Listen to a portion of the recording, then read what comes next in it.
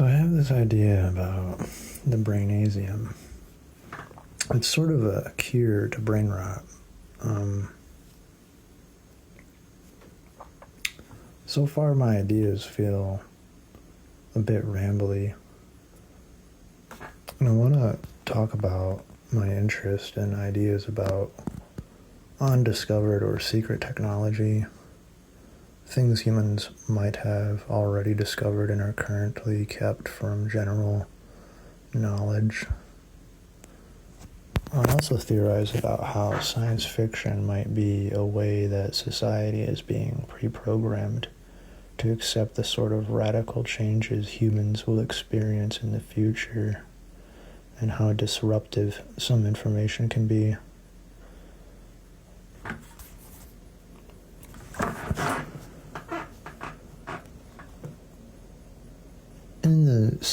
In the science fiction sense that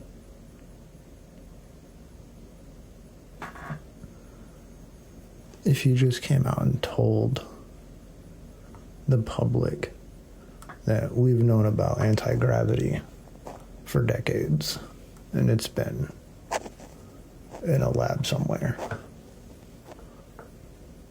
people would become confused and angry, and there's already a lot of distrust in the general populace. Things are already looking really bleak. But it would not surprise me if they were holding on to certain solutions to these problems so that they can come out later, and when things get so much worse than they already are, they can act like saviors, that they miraculously came up with a solution, when in reality it's quite possible that it was reverse engineered from aliens.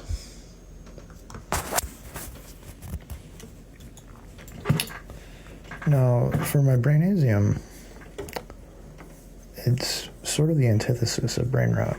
Is I want to make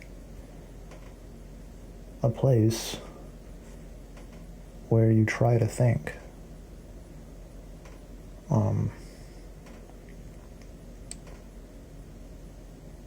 A lot of people live in survival mode 24/7. They have no energy after finishing doing whatever they do that keeps them alive to spend any time or energy more actually thinking. So, of course, it's not impossible, but it's unlikely that most people would have the brain chemistry that would enable them to work 16 hours a day, 7 days a week at some menial labor, and then immediately go to sleep and then wake up and resume the menial labor. Most people don't have the brain chemistry for that, and they would burn out rather quickly. Some people probably do, but I don't think it's very common. So, to placate the masses, we have to have brain rot. We have to have distraction. There needs to be something to do that isn't work or sleeping. And it keeps people placated enough to where they are not going to have original ideas or thoughts in their head. They're going to acquire thoughts and opinions from others on the internet, and they're going to put them into their head as if they were their own. This is an enormous mechanism of control.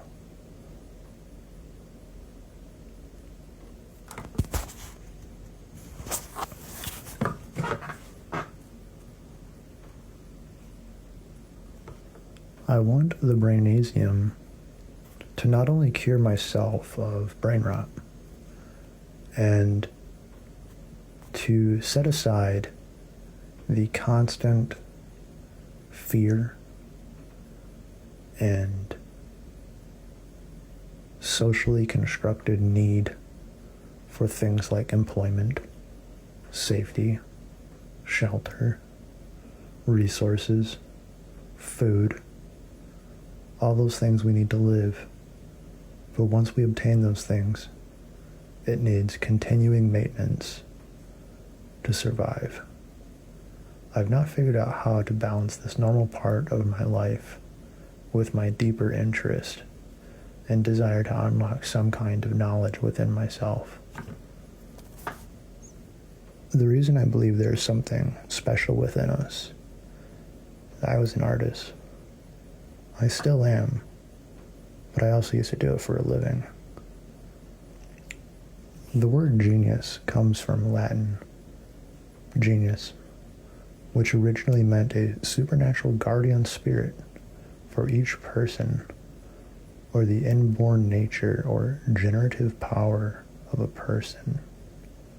I learned that while painting images, over enough repetition, new ideas, rules, and concepts arose spontaneously in my head. I painted mostly landscapes and science fiction, mountains, spaceships, alien worlds, etc.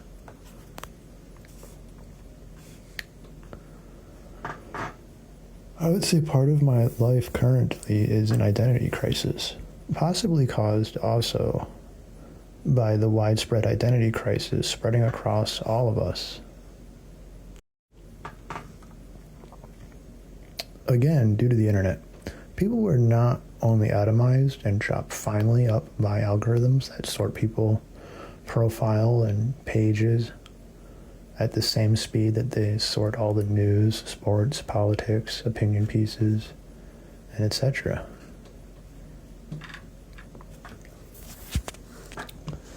Some time ago, my brother and I are science fiction addicts.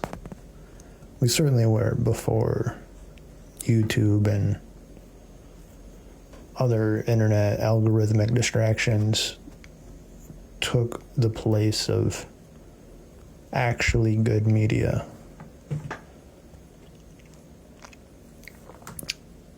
A while back, I theorized that eventually, due to algorithms and artificial intelligence, AI, that people would become atomized and separated by information to such a degree that it would silo all humans into an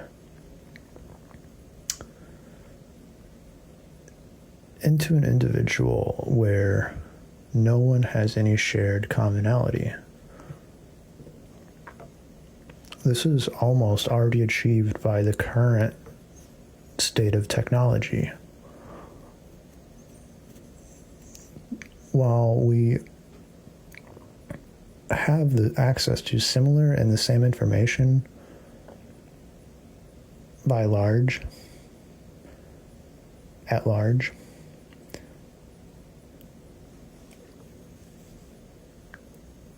there is a sense that I'm getting that people are already atomized to the point where their view is constructed by an algorithm meant for them, so that due to how they clicked on things and what they did on the internet, it has led them to siloing themselves off in a way where every person, maybe they're looking at similar things, but it's not the same. So when, in the 1990s, when a new movie came out, people went to the movie theaters and watched it. And they had this similar and rather the same experience, more or less. But now, you can just browse streaming platforms. And there's so much information that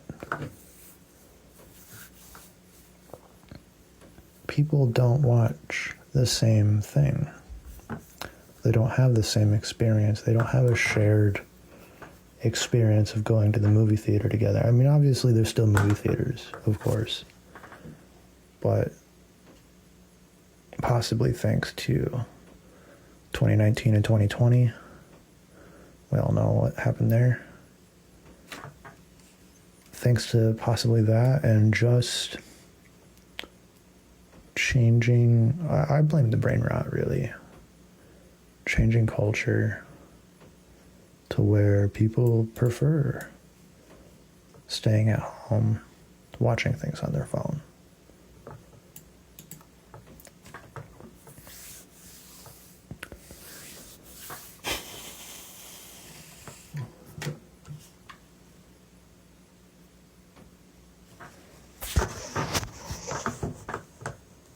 Now, the algorithm, that the huge problem with this is if you assume this will keep going in this direction, that nothing changes. There's no radical transformation of society where people actually wake up from the brain rot sleep. If people don't actually wake up, and it continues in the path that we've been going, then it's safe to assume that if we extrapolate, that eventually the future generation of people will have no shared culture, no commonalities, no shared myth. There will be no more link between any human beings. There will only be a mass of information, and people will make of it what they will. And the atomization of the individual will be complete. There will be only the individual.